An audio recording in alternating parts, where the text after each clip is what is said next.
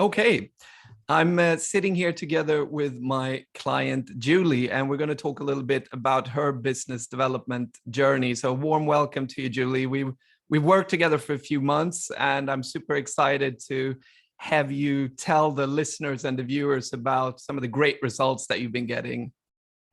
Thank you so much, Dan. I appreciate it. Fantastic. So I guess the first thing that we should do is have you introduce yourself. Who are you? What do you do? And then we'll take it from there.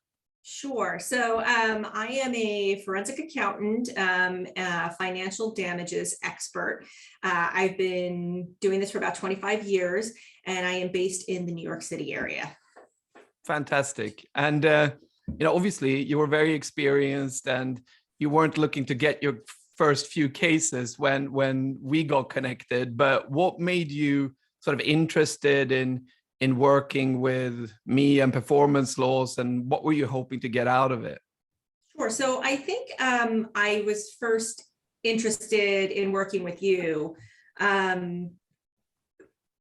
One, based on a video you had made that showed how professionals like myself typically market, and it was spot on, which is that we're very busy and then we do a bunch of outreach maybe every 6 months, and then we get busy again and we ignore those clients.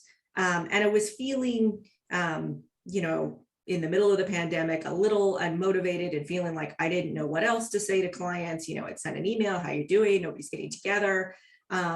And I felt like I had a lot of the pieces of what to do, but wasn't disciplined enough to do it. And thought maybe there was a better way than what I was doing. So, I'd been reasonably successful with my practice, but also at the point in my career where not so young that somebody's constantly giving you work. I've worked in large professional services firms my whole career. So not at the point where people were giving me work to do, but where I'm really standing out as the expert on my own and looking towards the rest of my career. I wanted to make sure I had a plan to get enough work on my own to support my practice. Yeah, that makes perfect sense. And, one question that I think is quite relevant here, and I'm curious about your view on that, but most of the experts that I speak to, and I think that's also representative of the entire market, they tend to at least hope for generating their business from different kinds of agencies, directories, platforms, organizations, and so on. But it seems to me that very few get enough work very few individuals get enough work that way, or any work at all, but they seem to sort of still persist with pursuing that avenue. So what's your view on that? Because clearly you haven't done that.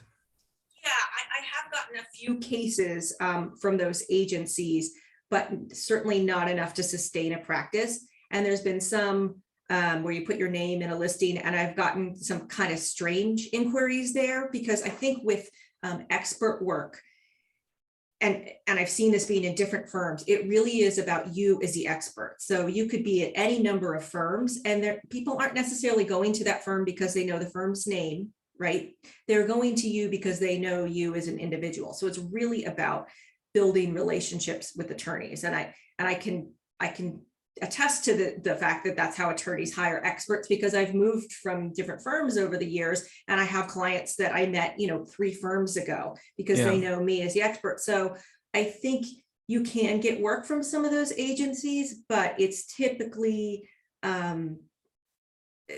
attorneys that aren't really well connected, or strange cases, or and I don't want to say the wrong thing here, the types of cases where the attorneys have gone to their typical bench, and for whatever reason, those experts won't take the cases. And so then they're kind of stuck and going to an agency. Yeah. So I've had a couple actually very big cases, but it's not typical. And that's more when they're looking for the needle in a haystack, somebody that's done trademark cases in the shoe industry, something like that. And the client really wants that. And so they might not come to their regular expert. Yeah. I think that's a very interesting perspective. Clearly it's worked really well for you, the efforts that you've been doing in the past, and I think also since we started working, and when we had our latest call, you told me that you were very upset with me because you were getting so incredibly busy. so, so so tell me a little bit about, that. What's happened? Because I think, we connected, it was probably like 6 months ago, but we only got going properly like a couple of months ago or 3 months ago and so on. So things have moved really fast for you.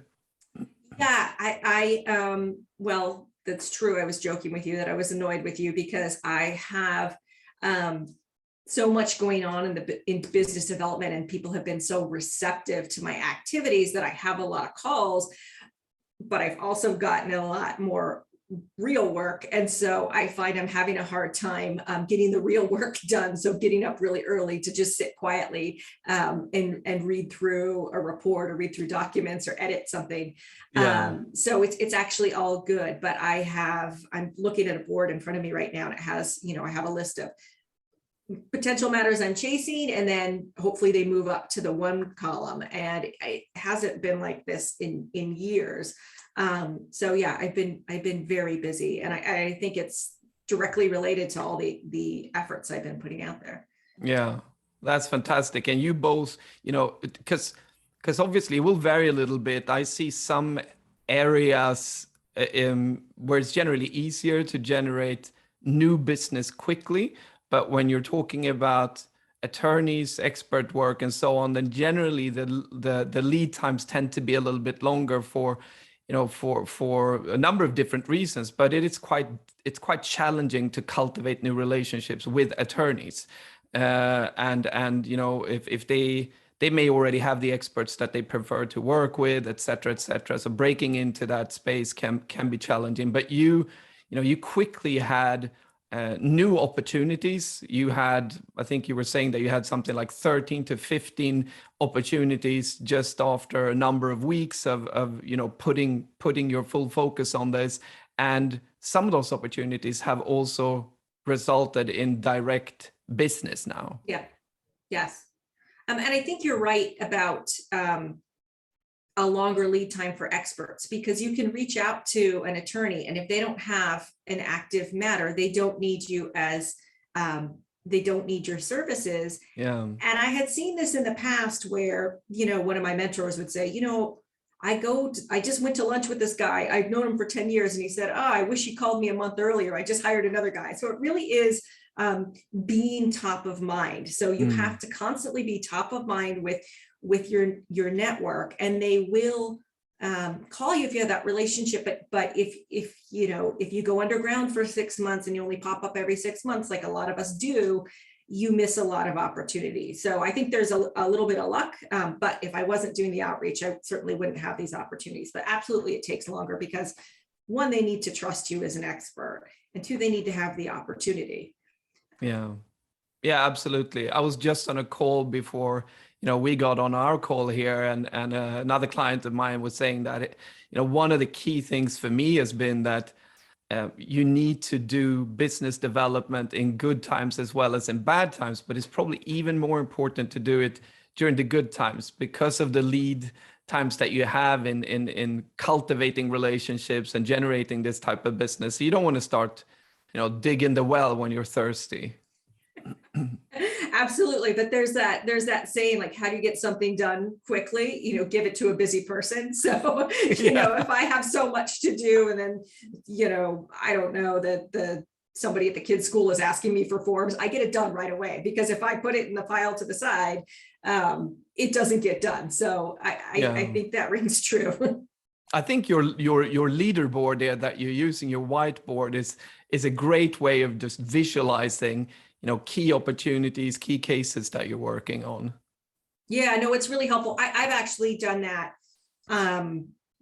for years. I really like to have a whiteboard, because otherwise you kind of forget. And I put, the dates that reports are due to focus me for my actual client work. And then I put dates that attorneys have told me, we're waiting for a decision on the judge. If we don't make it past summary judgment, we'll need you. So I put that date on there. So that's a reminder for me to reach back out to people. Yeah. That's fantastic.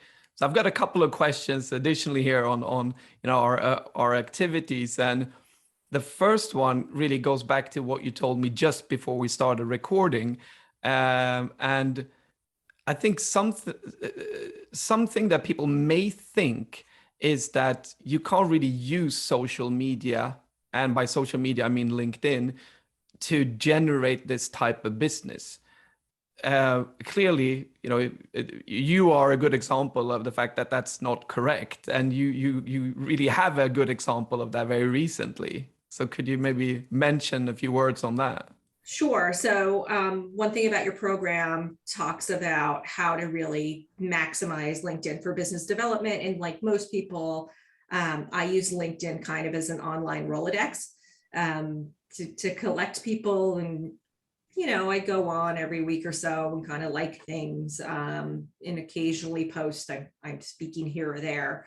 But I've been cultivating my network on LinkedIn. And I've gotten a number of calls with people, just introducing them to my practice and getting to know them. And I actually had an opportunity with someone, our initial call probably a month or so ago, he said, I might have something for you. And I said, okay, not going to push this individual. And he came back to me last week saying, yep, this thing is going, I need financial analysis. We're going to try a mediation. Then I don't know that that's going to work. We'll probably need you for litigation. And not only does he need me, he happens to need a technical expert, and we have technical experts in our firm. And I found a technical expert for him. So it does work. I don't know that starting from scratch, it would be the easiest way to develop business, but it does work. And I think your program has really helped me realize that if you just put yourself out there, the worst people can do is say no or ignore you. And that's okay. That's fine. Yeah, it really I'm okay is. with that. Yeah. Yeah, I think, you need to be a little bit thick-skinned, and if we never moved outside of our comfort zone, then, we'd never get anything done anyway, or we wouldn't evolve and learn new things. So I think you're a true testament to that. And another story that I think that was on our latest call, you told me was how you ended up, because you're good at batching your in-person interaction, and at one point recently you met with someone and it didn't necessarily seem like it was going to be a great fit. But it turned out that was an opportunity that led to other opportunities. Do you know which one I'm thinking of? I do. There's two separate things in there about batching and then this individual. So I'll turn to batching first. So I live like a lot of people now through the pandemic. I don't go into my office that much because I realize it's not worth commuting 3 hours a day to go do work that I can do at home. Yeah. However, in the New York metro area, a lot of attorneys are back in the office. And I think, a lot of people miss that human interaction. So when I am doing outreach, and particularly with closer contacts, and I say want to get together for coffee or want to get together for drinks, or lunch, I try and stack that within 1 or 2 days in the city. And so I go in and get as much business development in as I can in person, and then in the comfort of my home, do, emails and calls and actual work. And then the other story that I had mentioned to you was, I think I was really excited, and I said, Dan, I realize there's no such thing as a bad meeting or call. And I do a lot of work. This is a separate business, but I do a lot of work with textbook authors. I do a lot of work helping them check on their royalties and make sure their copyright stuff is all in order. So I met with somebody through this organization that works with textbook authors a number of years ago, and she lived near me, and we met for coffee. And it turned out she was essentially a copy editor, or she was a nice woman. And we hadn't really stayed in touch. So I got a message about 2 weeks ago from somebody who runs this organization that we're both a part of, saying, this person's trying to get in touch with you. She can't find you. I don't know. Do I have permission to give her your email address? I said, sure. I connected with this woman again. And it happens to be that she is on a board of commissioners for a local municipality, and there's all kinds of suspected financial fraud going on in her organization. And she just kind of remembered that I work with forensic accountants that do a lot of fraud investigations. So she got in touch with me, asked if my firm could help. I put her in touch with some of my colleagues, and it looks like we will be off to the races helping her sort that out. But it's just funny because I thought she was trying to get business for me, which I'm happy to help people with, in this textbook space. And it's completely different in a fraud investigation arena now.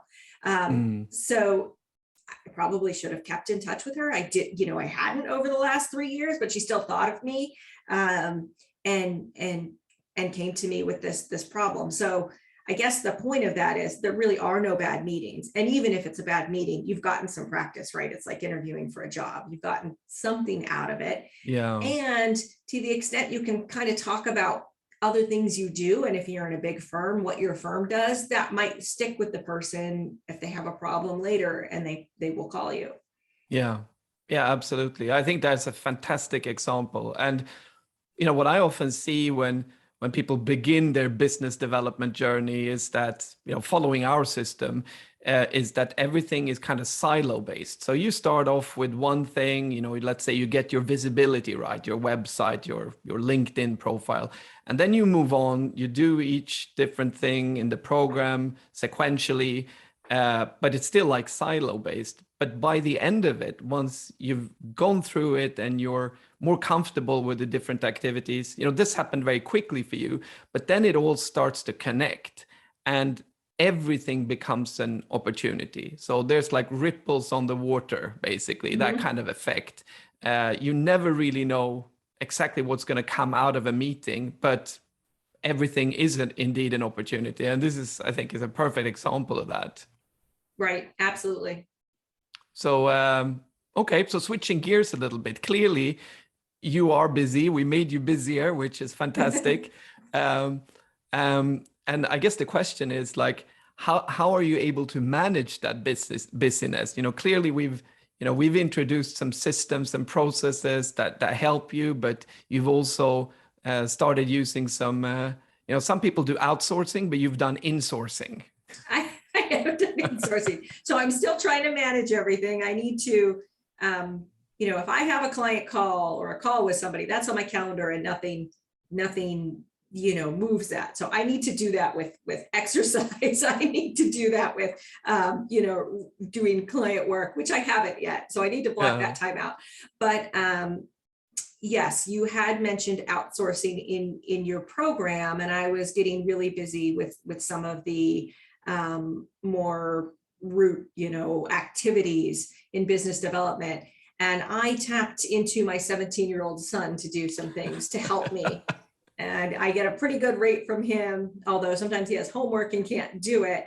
But there are things that I think that you can do in your system that if you can outsource to somebody, if you have an assistant, if you go to a virtual assistant, or if you have a teenager that wants to put something on their college applications, that can be pretty helpful. So exactly. I do have my son help me with some of my social media stuff. Yeah, I think it's a great way of just being efficient and saving time. Once you know what to do, it's just a question of getting it done. And right. Some people will spend they will spend an unnecessary amount of time trying it out themselves. And then, there are long periods where they don't do anything, these kind of ebbs and flows is not really helpful. So finding a good insourcing person such as your son or outsourcing will make sure that things get done, and they get done on timely manner, they get done consistently. Yeah, absolutely. Great. So what are your thoughts then after us having worked together now for a while? What would you say are the main benefits? What has it brought to you? Well, certainly more business, but I think that I would recommend it really to anybody trying to build their expert practice. And I have a colleague in mind who's testified a fair amount, but she, isn't actively out there pounding the pavement, trying to get clients. And I think she would just skyrocket if she did it. So if she used your program. So I think the main benefits are really, if you're at this point in your career, you kind of know what to do, but you don't know how to put it all together, or you haven't put it all together if you're looking at working with you. So I think you really help put it all together. You help with systems. And also you've been really helpful if I have a unique question or opportunity, the calls we've had where you help me think through things and you say, oh, that's interesting. I hadn't thought of it. Why don't you do this, this, and this? And if then that doesn't work, why don't you try this? And so I think you just have a really good perspective and understand the business really well. So I would recommend it to experts any day, because as we talked about, there's a long lead time. If you're not top of mind, people forget about you. So, there's a lot of business development work to be done as an expert. And I joke, being a forensic accountant, where there's folks that do large scale investigations or commercial litigation. I moved away from the large scale investigations because I didn't like being told as a young associate, you're going to, Kansas City for 6 weeks, and then you were there for a year. Now, as an older professional, I almost wish I gravitated to that side of the business, because you could just swoop in, check the team, and then move out. And you only need to sell 1 or 2 of those every couple of years, and you're set. With expert work, you're constantly going. But I truly do like the expert work. That's where my passion is. But you can't really take your foot off the gas in doing what we do, at least at this point in my career. I don't think I can. Yeah. And the good thing is obviously that when this never stops. I guess that's, you've said it yourself, and I completely agree. Like, the business development part never stops. But if you do it for long enough, it means that you build up such a roster of connections. So then it becomes less about expanding that roster and more about maintaining relationships. And we see this time and time again, people, because we work with from people that are just starting out to those that are really experienced and already are getting a lot of cases. And if you have a network, if you're getting those direct cases, then usually we are able to help you monetize that very quickly. And surprisingly, going back to your example, you may have known someone for 10 years and you would assume that they keep you in mind, but things get in the way and they forget, and we need to just help them remember us. Right. Great.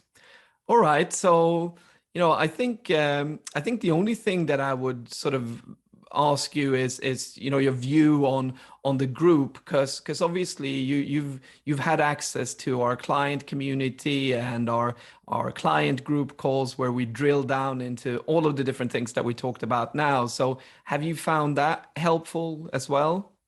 I have,